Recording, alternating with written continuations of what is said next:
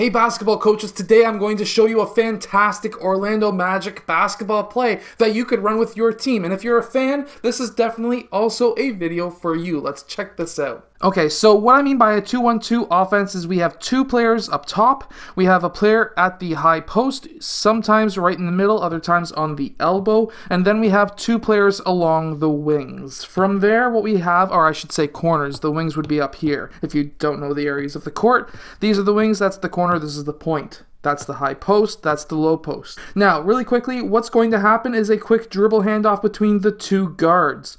We're then going to have the point guard. After the dribble handoff, he's going to be using this player as a screen, and he's going to be cutting towards the rim. Now, if that was a clear, clean screen, he may be open for a quick pass underneath that rim. This is a fantastic option, especially if you have a very great screener at the high post and an amazing guard who is super fast. I've had some, as a coach myself, some guards who are super fast, and if I was coaching a team with a very fast guard, this would be a great play to run. Next, what we're going to have is a pass into the high post, and then the player from this corner is going to set a screen for that guard who was just cutting towards the rim. After that pass goes into the high post, we're going to have that guard come off of that screen, and now we're going to have a quick pin down screen from that other guard who was originally doing that dribble handoff. We now have a screen for the point guard and a dribble handoff again for the same point guard. From there, what we're going to have is that player who did that screen in the post, who came from the corner, he is now doing a back screen on the center's defender. We are now looking to set an alley-oop pass for the center. Now, this doesn't have to come as a alley-oop pass. You can send up that pass, land with the ball, and then go up for a shot if it's a younger team.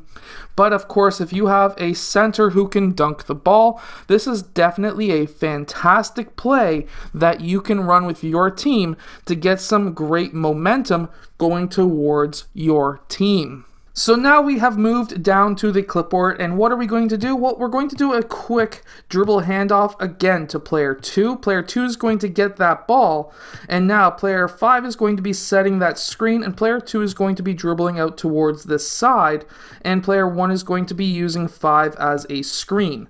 Now at this time, if player 1 is open, definitely hit him up with that pass. If that, however, doesn't work out, player 5 is going to pop out to the point, and we're going to have player 3 now moving in to set that screen in that low post. At this time, we're going to be having player 1 come off of that screen and player 2 sending a pass over to player 5. Player 2 is now going to be setting that pin down screen for player 1, and we're going to be having player 3 go to the opposite side of the key.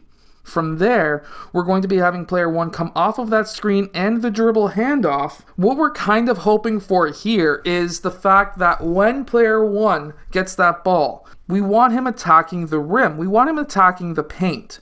The reason for that is when player 5 starts cutting towards the rim and we have player 3 setting that back screen, there's a couple of things that can happen. So for one is if player 1's man gets stuck on that initial screen, player 1 could take that shot if player 5 didn't hedge. If player 5 did hedge, then this is not going to be a screen, and player 3 starts needing to move out towards the corner of the key, or at least out towards the side, because that could free up player 5 attacking the key. However, what's most likely going to happen is this player is going to then follow player 1 around. Player 5 is going to get stuck on that back screen, and we could have a pass over to player 5 for the alley-oop or the land, catch, and then shoot, depending on the age, of course. Or if player 4 starts moving out to cut off player 1's forward momentum, then we could have a pass out to player 4 for a 3-point shot.